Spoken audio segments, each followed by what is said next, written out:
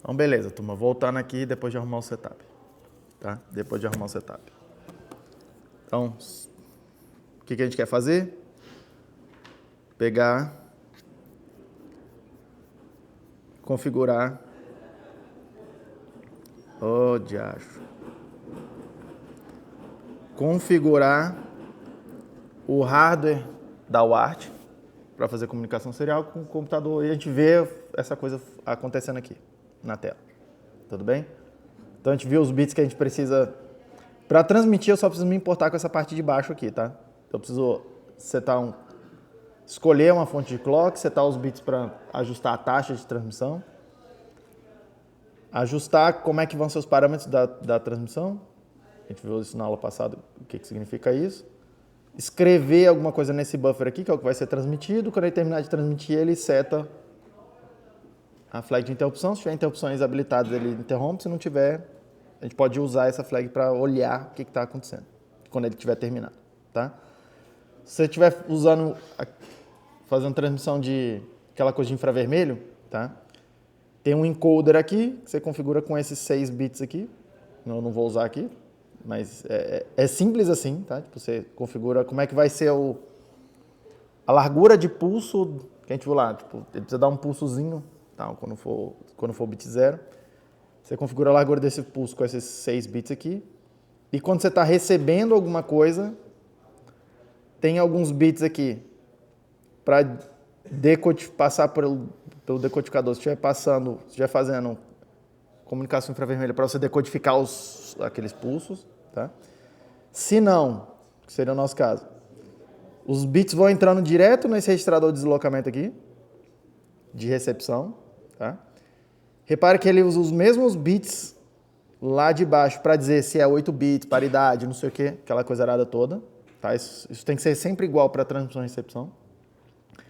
E aí quando ele termina de receber um byte aqui, ou 7 bits, o que quer que seja, ele coloca os dados nesse RX buffer, que é de onde a gente lê as informações que estão chegando, eventualmente, e seta essa flag de interrupção aqui, que eu posso olhar ir lá e ver, recebeu alguma coisa.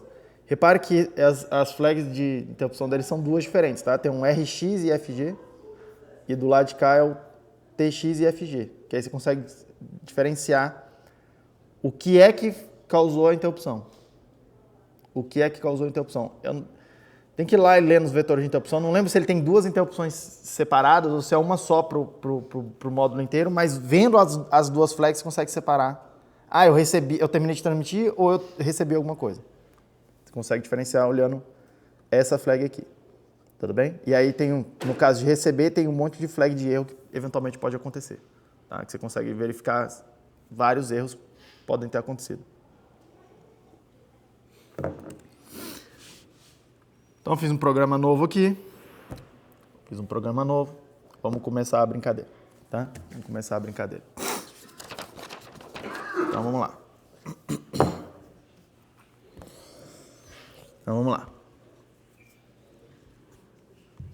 Deixa eu tirar isso aqui. Vou começar fazendo uma função aqui, que eu vou chamar de UART-init. Para configurar, eu vou deixar toda a coisa ali dentro e aí eu chamo ela no início do programa. Pode ser? Então vamos lá. A primeira coisa, antes até de olhar os bits internos ali, tá? Esses bits têm que aparecer em algum terminal físico aqui na coisa. Então eu preciso rotear aqueles sinais aqui, ó, internos aqui, em particular o RXD e esse TXD aqui, para algum terminal físico da placa, ou do chip. Tá? Primeira coisa, repare que isso tem a ver com o GPIO, né? Tem a ver com o GPIO. Tá? No meu caso aqui, eu preciso ir lá e dizer, para esses terminais aqui, não é para você usar aqueles P1 out, P1 dir, P sei lá o que dir, P sei lá o que out, P sei lá o que in. Lembra que a gente estava usando para fazer GPIO? Eu preciso ir lá nos pinos e falar para ele, de alguma forma. Cara, não é para usar o GPIO normal ali que você estava fazendo. É para você pegar esse pino aqui e botar lá na saída. É para você pegar esse pino aqui e botar lá na saída. Tudo bem? É isso que a gente precisa fazer, tá? Como é que eu faço isso? Eu vou lá no GPIO.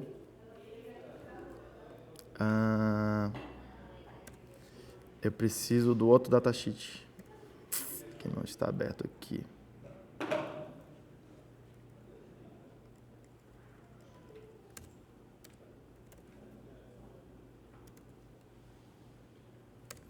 Não está aqui, então vamos lá. Você precisa ir lá no datasheet do dispositivo e olhar onde é que esses pinos estão... Para que serve cada pino? Aqui. Onde que eles estão localizados, tá? E cada pino serve para muitas coisas. Family User Guide, datasheet.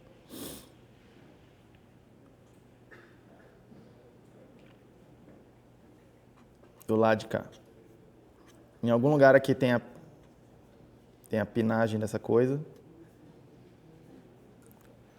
Em algum lugar aqui tem a pinagem desses chips, tá? Ó, F5529. Eu acho que tem uma tabela que fica mais fácil de ver. Ah, aqui. Tem uma tabela que fica mais fácil de ver, tá? E aqui ele está descrevendo cada pino, todas as funções que ele pode assumir, as diferentes funções, tá? Então vocês vão ver aqui que para cada pino, a maioria deles, tá? Desses pinos, eles servem como GPIO. Ele serve para controlar bit a bit lá que a gente estava fazendo, para acender LED, ver botão, aquelas coisas. Mas eles servem para outras coisas. Ah, entrada analógica. Vamos rotear isso aqui para um conversor AD. Rotear isso aqui para um comparador de algum dos timers. E etc. Tá? Então o que a gente precisa encontrar aqui é quais os pinos que me dão acesso ao módulo de comunicação. No meu caso aqui, eu vou usar os pinos 3.3 e o 3.4. Porque o 3.3 aqui me dá acesso ao TX desse módulo aqui, o CA 0. E o RX me dá acesso a esse módulo aqui, ao RX do UCA 0. Esse parzinho aqui é o TX-RX de um módulozinho de comunicação daqueles lá que a gente vai usar, tá? Mas antes até de eu ir lá, isso aqui é o que eu vou fazer, tá? É bem simples, vamos ver que é só uma linha. No 3.3 e no 3.4, mexer lá num bit de seleção, falando para selecionar essa configuração aqui, tá?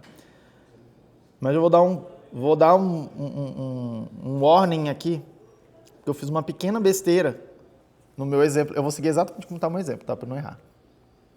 Tá? Só que eu fiz uma pequena besteira para vocês. E aí eu preciso mostrar isso para vocês aqui. Porque vocês estão vendo aqui, no vídeo não vou estar aparecendo agora, tem uns fios aqui na placa. Tá? O que é isso aqui? E não precisa desses fios, mas o que aconteceu aqui? Esse aqui é o datasheet da placa. Esse aqui é o datasheet da placa. Tá aqui o MSP 430, blá, blá, blá, que é o que a gente está programando. Tá? Se vocês forem olhar aqui, ó, o P 3.3 está aqui embaixo e o P 3.4 está aqui embaixo. Todo mundo está vendo?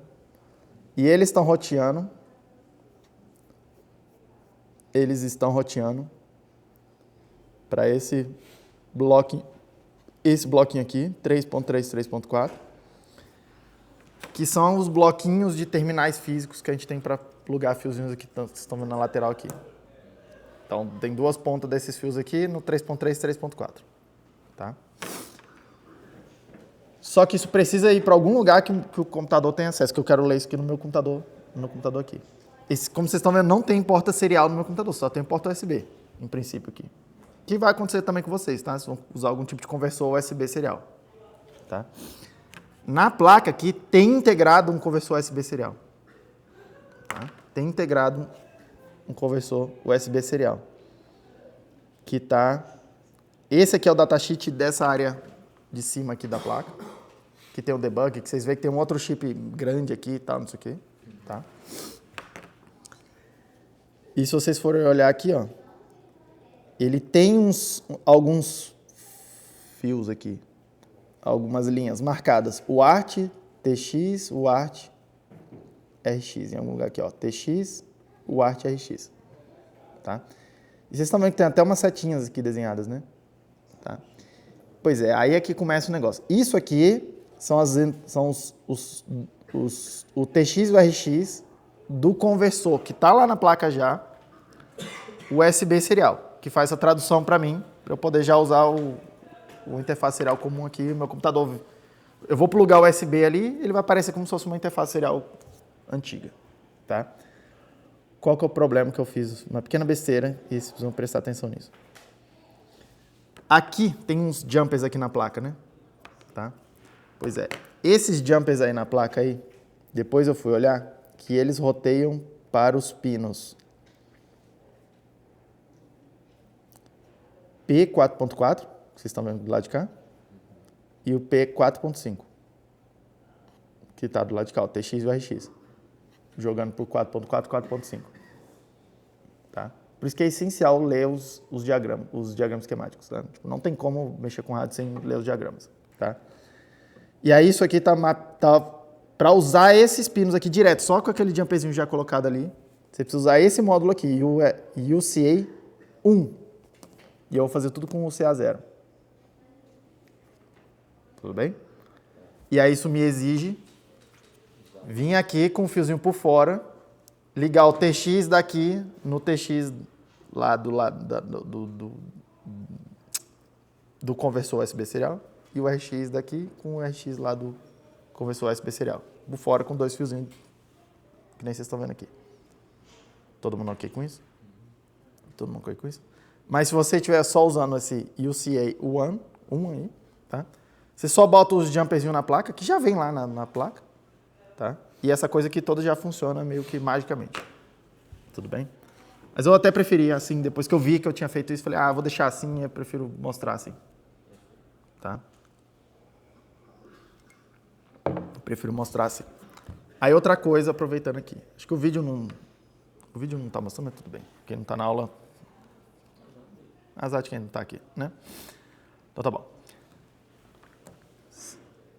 Vocês estão vendo aqui na minha frente, tá? Tem um cabo USB ligado aqui. Ele alimenta essa parte de cima aqui da placa. A gente comentou de USB aqui nessa aula, eu acho, não foi? Que tem uma linha de 5 volts e tal, coisa. E a alimentação desse chip aqui é de 3.3 volts, tá? Então tem regulador de tensão aqui que abaixa essa tensão e alimenta o lado de lá também. Alimenta tudo, inclusive, aqui. Tá? Gera as tensões, gera os VDDs, gera a coisa arada toda pra gente aqui. Tá? E aí aqui, repare, eu estou usando, no exemplo como eu estou fazendo aqui para vocês, eu estou usando a alimentação da própria placa, que vem do próprio USB, e está tudo integradinho na placa aqui, já está tudo bonitinho. Só tem, chegando de energia externa aqui, só tem os 5 volts da USB e a referência que vem do USB. Ok? Mas eventualmente vai acontecer, tá? De vocês usarem isso aqui e usarem um outro conversor USB serial externo,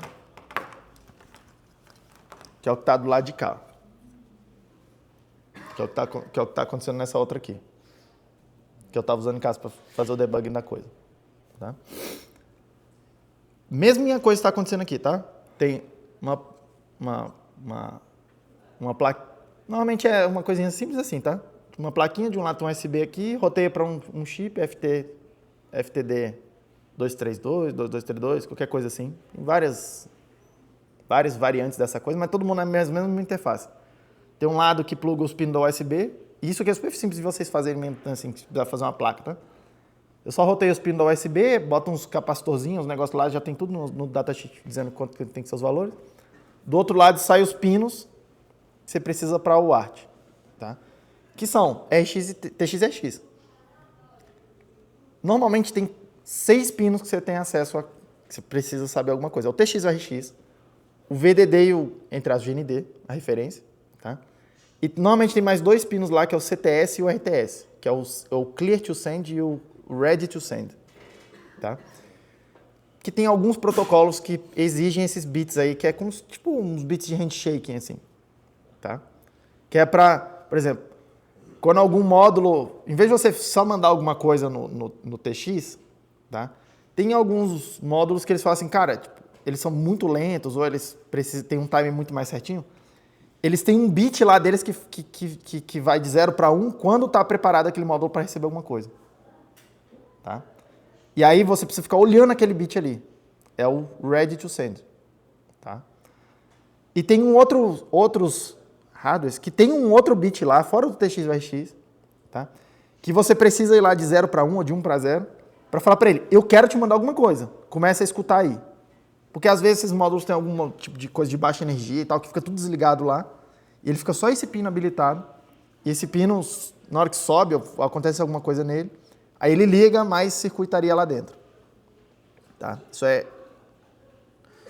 Eu não sei dizer o quão comum é isso, mas eu já vi na selva. Tá? E aí esses dois pinos RTS e CTS servem exatamente para isso. Tudo bem? É o Clear to Send e o Ready to Send. Tá? Eu confesso para vocês que eu pessoalmente, eu nunca usei assim esses RTS, o CTS para fazer nada. Eu nunca botei isso para nada, tá? Mas tem uma aplicação que eu olhei e falei assim, cara, tipo, achei inteligente até, tá? Achei inteligente até o uso exatamente desses dois pinos aí, tá? Que você já deve ter visto essas plaquinhas com ARM. Tá, tipo, super comum. ARM, ESP32, esses outros módulos que são mais poderosos, tá? Lá no ESP32 em particular, para você entrar no modo de flashing dele, né, que permite escrever na memória flash dele, você precisa colocar lá na hora que você liga a alimentação dele, você precisa colocar uma combinação específica de bits lá em dois pinos, tá?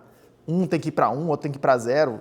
Eles têm que estar com essas tensões enquanto você está alimentando ele. Na hora que você começa a alimentar ele. Aí ele, lá dentro do reset dele, que vai acontecer, ele lê o estado desses dois pinos aí, e aí entra lá em modos especiais lá, que é para você poder programar ele. Tá?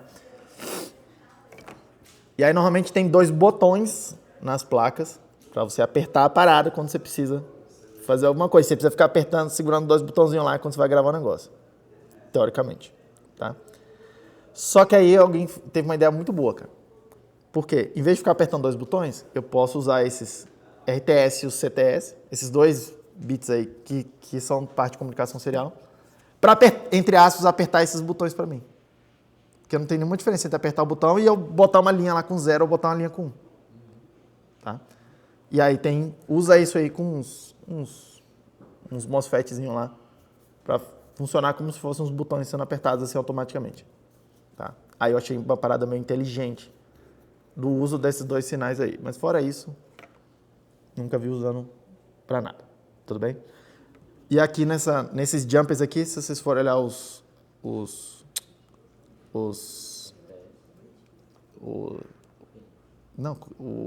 nossa senhora, deu um branco aqui. O que está escrito na placa.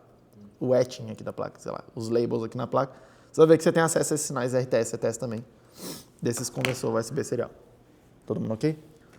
Aproveitando aqui, ó, porque na hora que tá assim, só a tua placa aqui e tal, normalmente não dá rolo nenhum. Tipo, é muito seguro, tá? Você tira isso daqui, pluga de novo o USB aqui. Tipo, é muito seguro. Essa parada aqui não... Cara, você tem que fazer muita besteira aqui pra dar algum problema elétrico aqui, tá? Agora, quando você tem esse tipo de coisa, é muito fácil a gente fazer cagada e queimar alguma coisa aqui, tá? Por quê? Para gravar o firmware da coisa, eu vou ligar o USB do lado de cá para acessar o debugger da placa.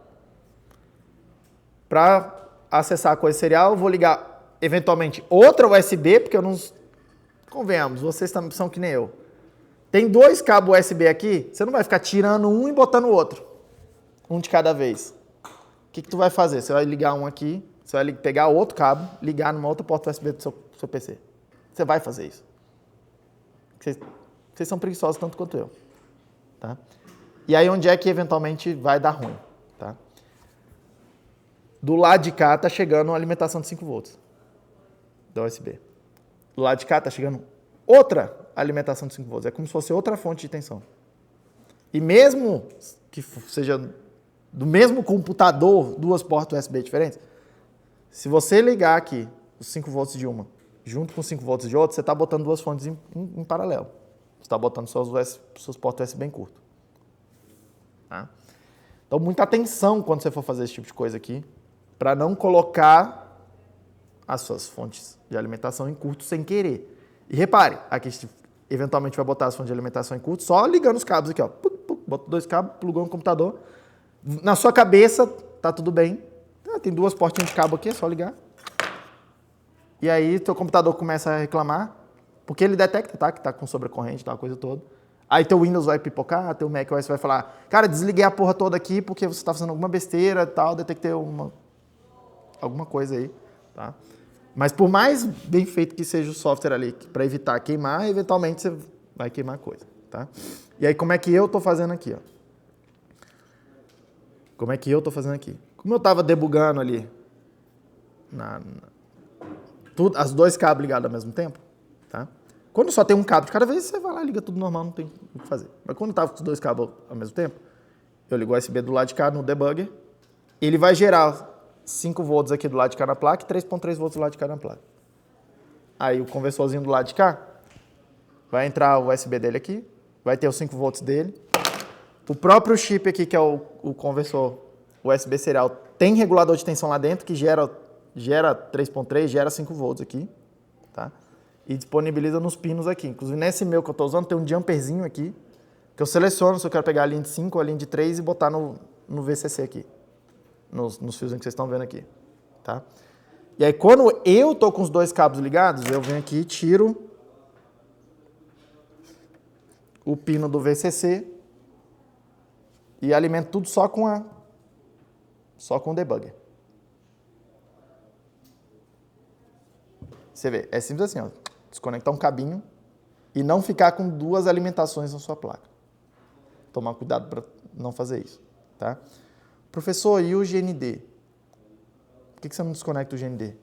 Porque se eu desconectar o GND desse cara aqui, os 2 circuitos vão estar em referências diferentes, vendo alimentações diferentes. E aí, 5 volts de um ou 3.3 volts de um não é mais o mesmo 3.3 volts de outro. Tá? Eu preciso que os circuitos estejam funcionando na mesma referência. A gente discutiu isso aqui também alguma hora aqui, né? Tá meio que implícito que o tempo todo é para ligar os terras tudo junto. Tá? Tem hora que você não quer fazer isso. Aliás, deixa eu melhorar. Você sempre quer os terras, todo mundo na mesma referência. Mas tem hora que você precisa meio que desconectar os terras do ponto de vista de sinal, tá? Isso é uma coisa que a gente discute lá na disciplina de eletrônica. Você quer conectar os terras para eles serem terras DC, baixa frequência, mas você quer desconectar eles do ponto de vista do sinal para as altas frequências. Então você precisa de algum tipo de filtro ali, tá? Então às vezes você precisa botar um indutor, alguma coisa para separar alguns planos de terra. Mas aí começa a coisa um pouco mais específica, que aqui não me interessa tanto. Tudo bem? Mas em princípio você precisa conectar os circuitos todos na mesma referência. Todo mundo ok? Toma cuidado para não queimar tua placa, porque você não quer curto-circuitar tuas alimentações. Então esse é o cuidado que precisa tomar. Ok? Então vamos voltar lá. Então dito isso, P3.3, P3.4, né? Cadê os diagramas aqui dos pinos, lá no final? Ó, P10 até P17, P2 até P27, P3 até 3.7. Então esse aqui é o diagrama dos 2 pinos físicos que me interessam. Certo? O diagrama dos 2 pinos físicos que me interessam. Eu quero conectar esse aqui, ó, do 3.3 e do 3.4 aqui no TX e aqui no RX. Tá? Então, repare. De onde vem os bits aqui, ó, porque eu quero controlar essa linha, a linha de dados. Eu controlo de onde vem com esse MUX aqui, que normalmente, quando a gente está fazendo GPIO, a gente bota 0 no PCell para selecionar que vem do P3 out aqui nesse caso. Tá? Nesse meu caso específico, eu preciso desse from module aqui. Qual módulo que vai vir? O CA0. E aí, no caso, o 3.3 vai vir no pino TX desse módulo. O 3.4 vai vir do pino RX desse módulo. Todo mundo ok? Então, primeira coisa que eu vou fazer aqui. P3 cell. P3 cell. Preciso escrever 1 nos bits 3 e no bit 4. Para eu poder ver os sinais saindo lá no terminal físico. Tudo bem?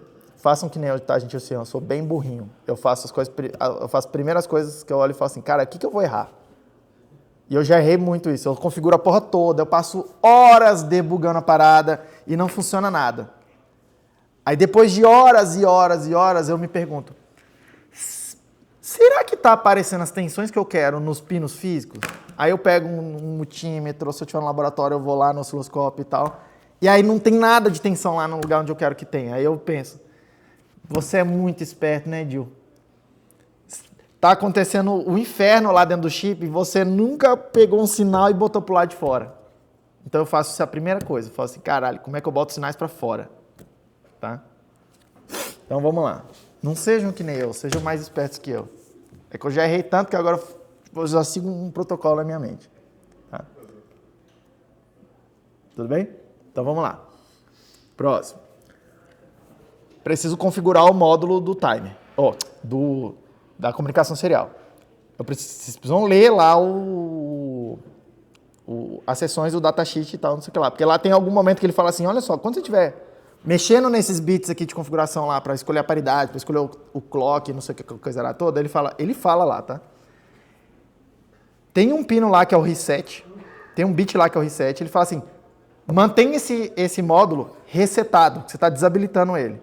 Mexe na configuração, depois você solta o reset. Não é para você ficar mexendo nas configurações enquanto o módulo está habilitado. Porque aí dá uns comportamentos indefinidos lá. Tá? Então, vamos fazer o que ele mandou fazer. Então, tem um registrador lá que é o UCA0, e aí os registradores, tá? CTL1.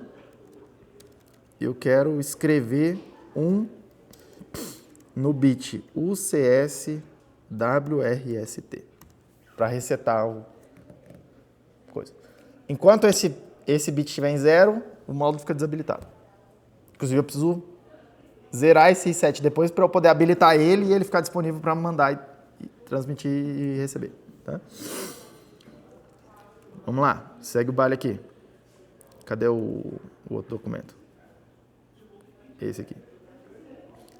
Agora eu vou selecionar a fonte de clock. Tá? Quero usar esse mclock, então posso fazer aqui ó, o CS Cell 2, que está selecionando aqui esse mclock. Vamos lá. UCA00, UCA0, CTL1. Quero escrever o CS Cell 2 para selecionar o SM Clock. Tá? Inclusive, vocês me trollaram aqui, eu confiei em vocês. Que em alguma aula do passado aqui, vocês falaram para mim que isso aqui era 1 MHz. Aí eu fui todo feliz. Porque a gente vai olhar umas tabelas aqui para calcular. Eu preciso calcular alguns parâmetros, tá? Para transformar esse 1 MHz na taxa de transmissão que eu quero. E aí eu fui todo feliz achando que era 1 mega, e aí eu fiquei horas e horas e horas, e eu não consegui fazer essa parada funcionar, tá? Até eu olhar de novo os documentos e descobrir. E aí eu confirmei agora com vocês aqui um pouco antes da aula, que de fato a frequência, que se eu não fizer nada aqui nessa placa, ele já vem configurado para 1.048.576 Hz. Que é eu chamo isso aqui de 1 mega também, tá? Mas assim, esses 48K aí fazem diferença. Tá? Faz diferença entre funcionar e não funcionar. Tudo bem? Então, isso aqui é a frequência que eu tenho disponível nesse clock aqui. Isso aqui vai fazer diferença. Aí eu vou usar aqui com vocês uma taxa de 9.600 bits por segundo. 9.600 bits por segundo. Para isso, eu preciso configurar esses bits que estão aqui, ó, nesse Baud Rate Generator, que é o módulo aqui interno que vai pegar o clock e vai gerar um outro clock na taxa de transmissão que eu preciso, de transmissão e de recepção. Eu preciso desse clock tanto para transmitir quanto para receber. Lembra aquela coisa que, se eu não tenho o clock transmitindo, eu preciso estar bem acertadinho o clock aqui dentro. Tá? Então eu preciso configurar esses pinos aqui, ó, o C0BR, o CBRF, o CBRS e o COS, que é de Oscillator 16. Preciso configurar esses 4 sinais aqui, tá? Aqui no... Aí como é que eu faço isso, professor? Ah, você vai aqui no datasheet, em algum lugar aqui ele vai te explicar, cadê?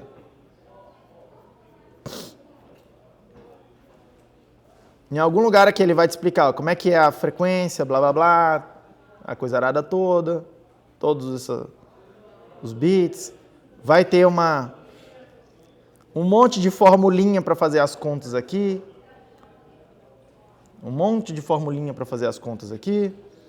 Inclusive, normalmente, quando eu vou fazer um exemplo bem simples para vocês, vou ler direto na tabela. Quando eu tenho que fazer alguma coisa que eu não sei ou que eu quero deixar configurável, tá? Eu codifico todas essas formulinhas aqui no software. Porque aí eu só dou para ele assim. Ah, inicializa aí, na minha função, né? Eu inicializa aí eu quero esse baud rate de 9.600. E tá entrando um clock de 1 mega, por exemplo. E aí o software lá dentro calcula essas coisas aradas toda e configura para mim. Tá? Só que isso vai dar um belo trabalho, não tem muito fator educacional aqui, eu vou direto nas tabelas aqui, eu vou usar um exemplo específico. Tá? E aí as tabelas falam para mim aqui, olha só, se estiver entrando essa frequência, está aqui para essa taxa de transmissão e recepção, está aqui os parâmetros que você precisa colocar, está aqui os erros que você vai ter. Tá? E aí, em essência, eu tinha 2 opções. Ó. Eu tenho essa opção aqui de usar esse UCOS 16 igual a 0. E aí eu pego aqui, ó, 1.48.576, 9.600. Então aqui os parâmetros, 109.20 nesses parâmetros aqui, tá? E eu tinha essa outra opção aqui de usar o CSOS 16 igual a 1, que é onde a gente usa para taxas mais altas, tá? Mas que ele também cobra aqui para mim, ó, 1.48.576, 9.600, tem aqui 0.613, que é o que eu vou usar. Todo mundo bem? Mas, em essência, tem aí algumas taxas pré-calculadas.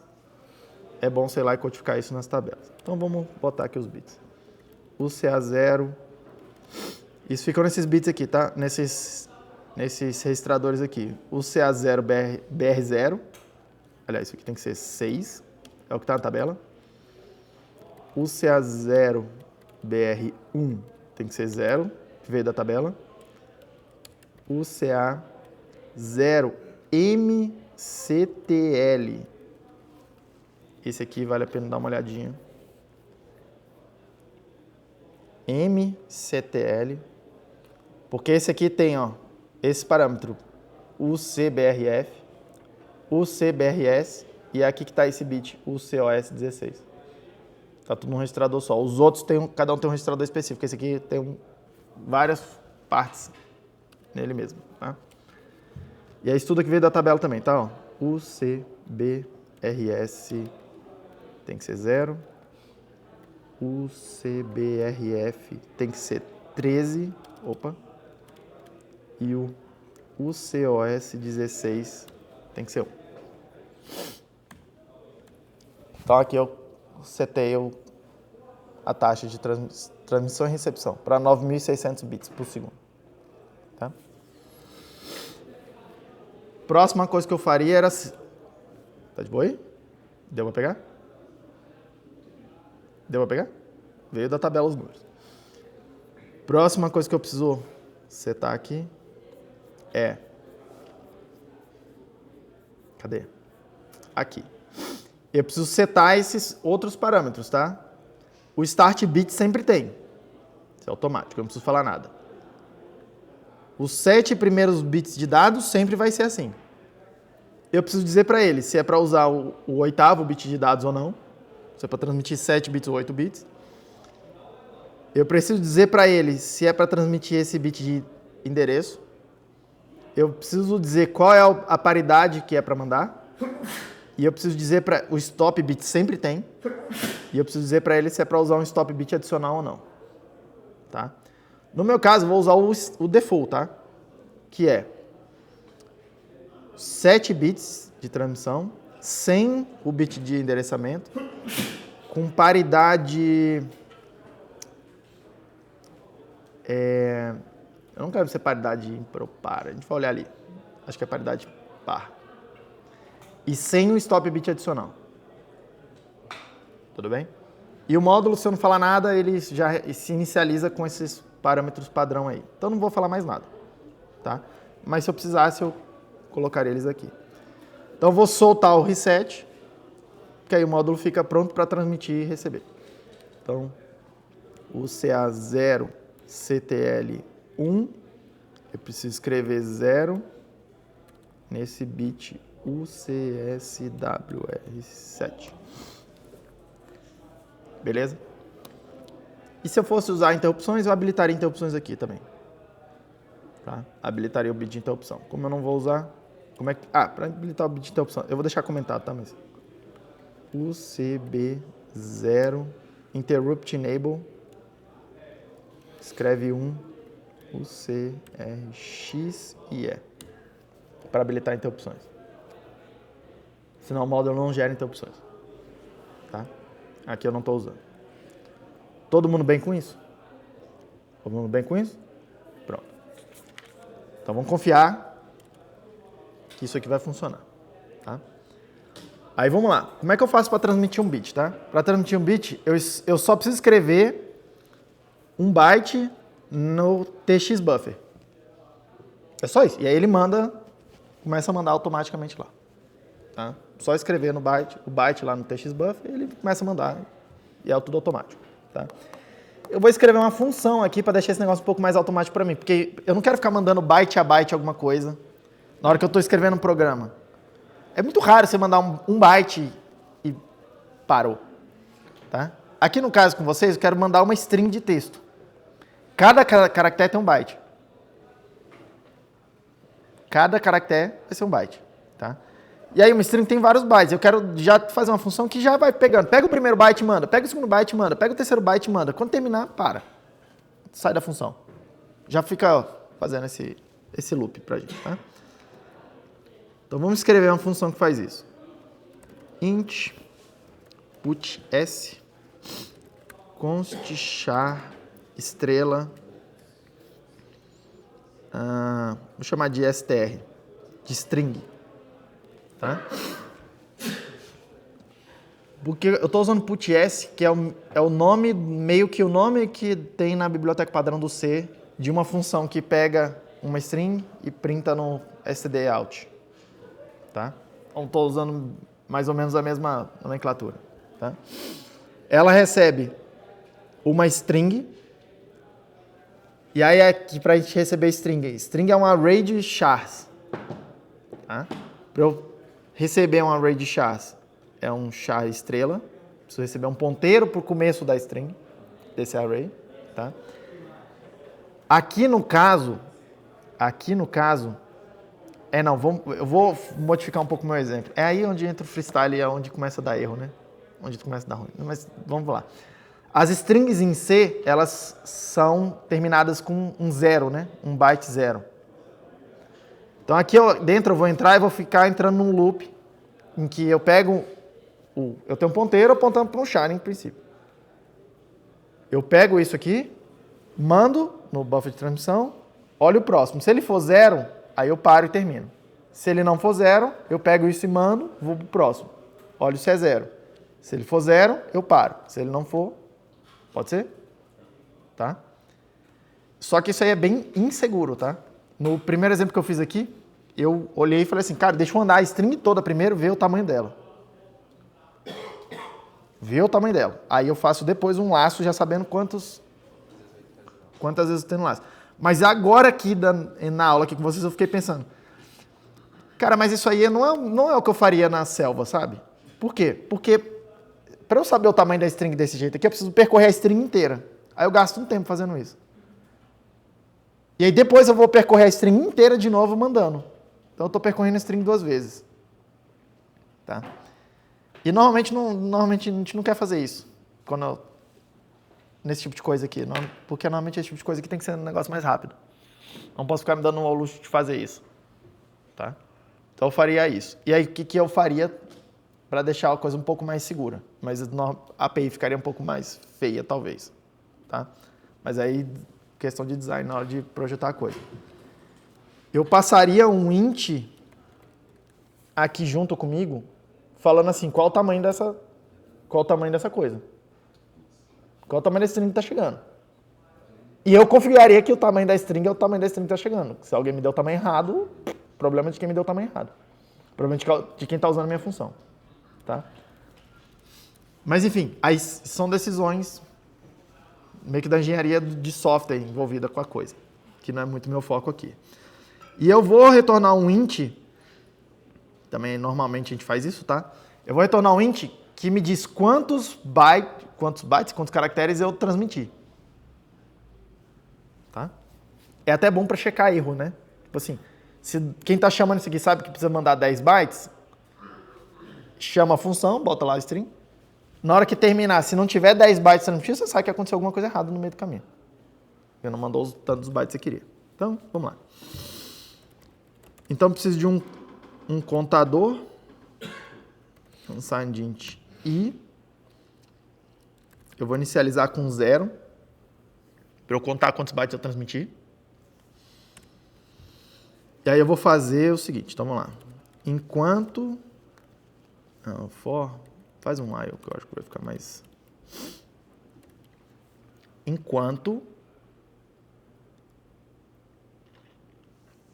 o str... Opa, não. Vai lá no str ver o conteúdo dele. Enquanto isso aqui for diferente de 0... Quer dizer, eu tenho um ponteiro apontando para a string, para o começo da string. Eu vou lá, vejo o primeiro caractere. Se for 0, é para parar. Se for 0, não é para mandar nada. É o 0 em hexa mesmo? De 0x00 ou é o 0 NASC? É o 0 em hexadecimal. O byte 0. Todos os bits zerados. Por isso que é 0 aqui. Não é... Oh, caramba. Não é isso. Isso aqui é outra coisa. Tá? É 0 mesmo. Todos os bits em 0. Tá? Então, vamos lá.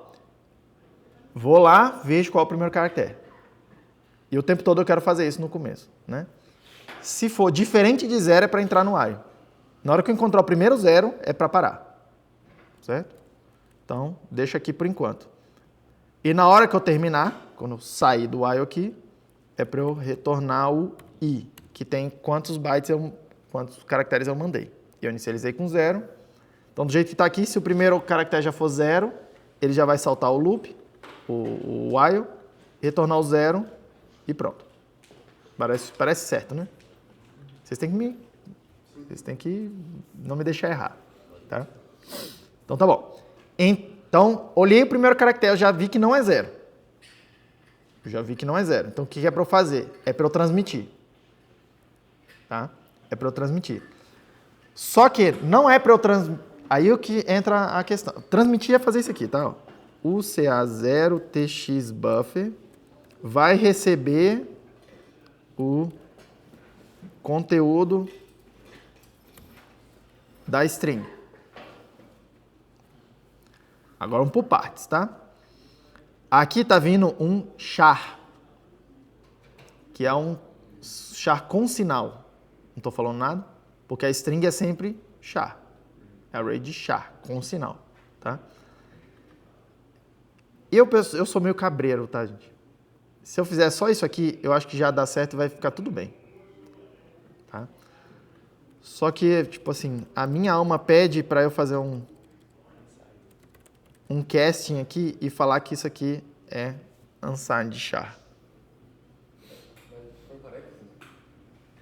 Com parênteses, porque eu estou falando assim. Porque o que está acontecendo aqui? Eu estou indo lá no... O str é o ponteiro, eu estou falando para ele. Vai lá, pega o char. É um char mesmo. Com um sinal. Aí aqui, ó, eu estou falando para ele. Transforma o tipo disso para uma coisa sem sinal. Não tem nenhuma conversão de bits lá dentro, não. É só para o C não fazer nenhuma besteira. Seria como se fosse uma declaração. Hã? Se fosse sem sinal, sem... Isso. Sem os parênteses eu estou declarando. Com os parênteses eu estou fazendo casting. Eu estou mudando o tipo. Tá? E eu acho que eu precisei disso aqui porque ele estava dando um warning dizendo que o ponteiro que ele estava declarando aqui era para um sign de char. Então já vou fazer isso aqui, porque na minha cabeça sempre eu faço isso. Beleza? Teoricamente é só isso que eu preciso fazer. Só que aí tem um detalhe. Cadê o adder aqui? O que acontece se eu estiver mandando, se eu estiver no meio de uma transmissão? Eu vou sobrescrever o que eu estou transmitindo aqui nesse buffer. Tá?